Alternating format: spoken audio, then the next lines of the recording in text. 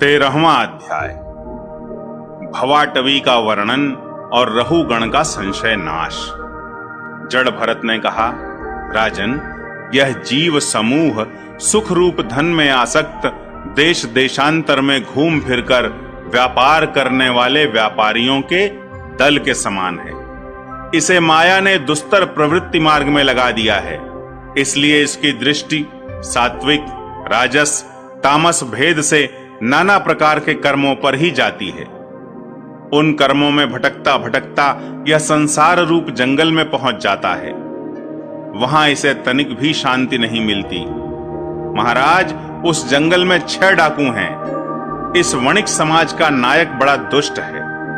उसके नेतृत्व में जब वह यहां पहुंचता है, तब ये लुटेरे बलात्कार से इसका सब मालमत्ता लूट लेते हैं तथा भेड़िए जिस प्रकार भेड़ों के झुंड में घुसकर उन्हें खींच ले जाते हैं, उसी प्रकार इसके साथ रहने वाले गीदड़ ही इसे असावधान देखकर इसके धन को इधर उधर खींचने लगते हैं।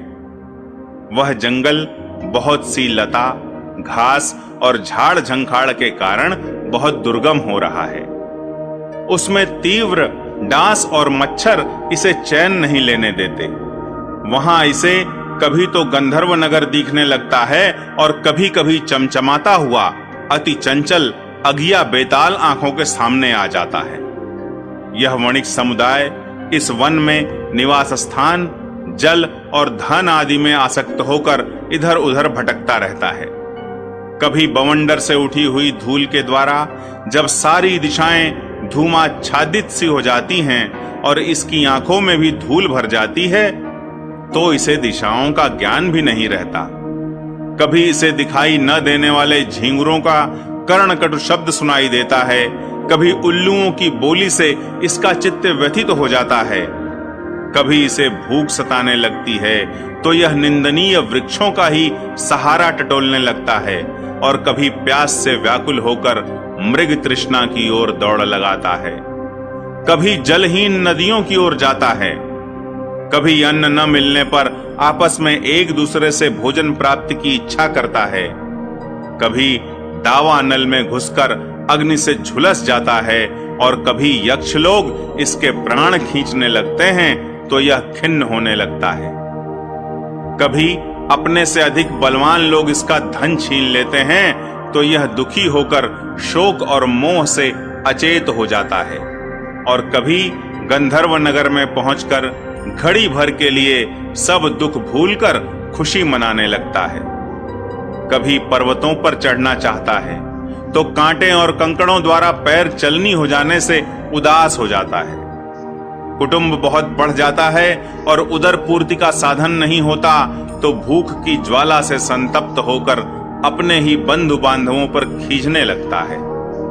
कभी अजगर सर्प का ग्रास बनकर वन में फेंके हुए मुर्दे के समान पड़ा रहता है। उस समय इसे कोई सुध-बुध नहीं रहती। कभी दूसरे विषैले जंतु इसे काटने लगते हैं तो उनके विष के प्रभाव से अंधा होकर किसी अंधे कुएं में गिर पड़ता है और घोर दुखमय अंधकार में बेहोश पड़ा रहता है। कभी मधु खोजने लगता है तो मक्खियां इसके नाक में दम कर देती हैं और इसका सारा अभिमान नष्ट हो जाता है। यदि किसी प्रकार अनेकों कठिनाइयों का सामना करके वह मिल भी गया तो बलात्कार से दूसरे लोग उसे छीन लेते हैं। कभी शीत, घाम, आंधी और वर्षा से अपनी रक्षा करने में असमर्थ हो जाता है। कभी आपस में थोड़ा बहुत व्यापार करता है तो धन के लोभ से दूसरों को धोखा देकर उनसे वैर ठान लेता है। कभी कभी उस संसार वन में इसका धन नष्ट हो जाता है तो इसके पास शैया, आसन, रहने के लिए स्थान और सैर सपाटे के लिए सवारी आदि भी नहीं रहते। तब दूसरों से याचना करता है।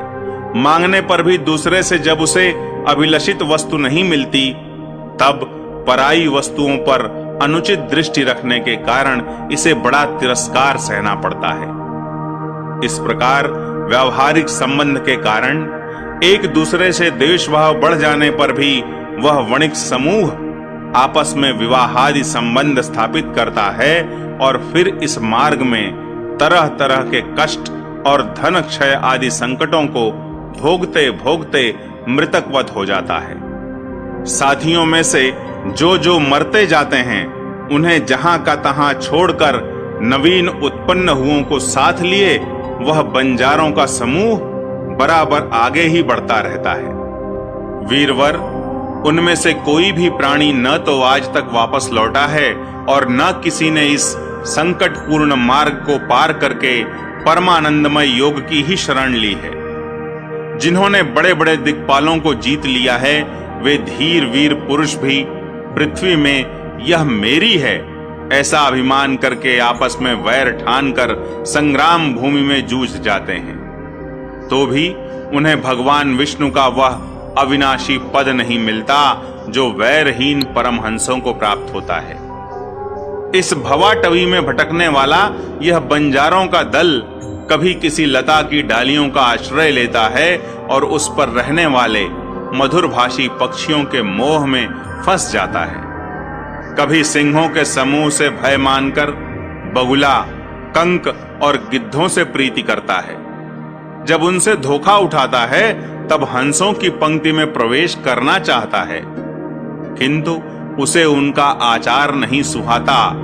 इसलिए वानरों में मिलकर उनके जाति स्वभाव के अनुसार दाम्पत्य सुख में रत रहकर विषय भोगों से इंद्रियों को तृप्त करता रहता है और एक दूसरे का मुख देखते देखते अपनी आयु की अवधि को भूल जाता है। वहां वृक्षों में क्रीड़ा करता हुआ पुत्र और स्त्री के स्नेह पाश में बंध जाता है। इसमें मैथुन की वासना इतनी बढ़ जाती है कि तरह तरह के दुर्व्यवहारों से दीन होने पर भी यह विवश होकर अपने बंधन को तोड़ने का साहस नहीं कर सकता। कभी असावधानी से पर्वत की गुफा में गिरने लगता है तो उसमें रहने वाले हाथी से डरकर किसी लता के सहारे लटका रहता है। शत्रु दमन यदि किसी प्रकार इसे उस आपत्ति से छुटकारा मिल जाता है तो यह फिर अपने गोल में मिल जाता है। जो मनुष्य माया की प्रेरणा से एक बार इस मार्ग में पहुंच जाता है, उसे भटकते भटकते अंत तक अपने परम पुरुषार्थ का पता नहीं लगता। रहुगण, तुम भी इसी मार्ग में भटक रहे हो, इसलिए अब प्रजा को दंड देने का कार्य छोड़कर समस्त प्राणियों के सुहृद हो जाओ और विषयों में अनासक्त होकर भगवत सेवा से तीक्ष्ण किया हुआ ज्ञान रूप खड्ग लेकर इस मार्ग को पार कर लो। राजा रहुगण ने कहा, अहो, समस्त योनियों में यह मनुष्य जन्म ही श्रेष्ठ है। अन्यान्य लोकों में प्राप्त होने वाले देवादि उत्कृष्ट जन्मों से भी क्या लाभ है, जहां भगवान ऋषिकेश के पवित्र यश से शुद्ध अंतःकरण वाले आप जैसे महात्माओं का अधिकाधिक समागम नहीं मिलता। आपके चरण कमलों की रज का सेवन करने से जिनके सारे पाप ताप नष्ट हो गए हैं, उन महानुभावों को भगवान की विशुद्ध भक्ति प्राप्त होना कोई विचित्र बात नहीं है। मेरा तो आपके 2 घड़ी के सत्संग से ही सारा कुतर्क मूल का ज्ञान नष्ट हो गया है।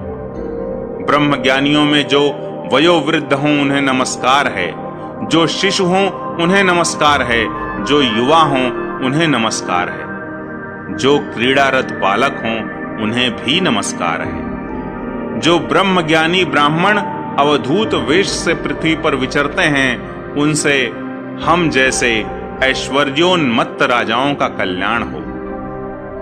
श्री सुखदेव जी कहते हैं, उत्तरानंदन, इस प्रकार उन परम प्रभावशाली ब्रह्मर्षि पुत्र ने अपना अपमान करने वाले सिंधु नरेश रहुगण को भी अत्यंत करुणावश आत्म तत्व का उपदेश दिया।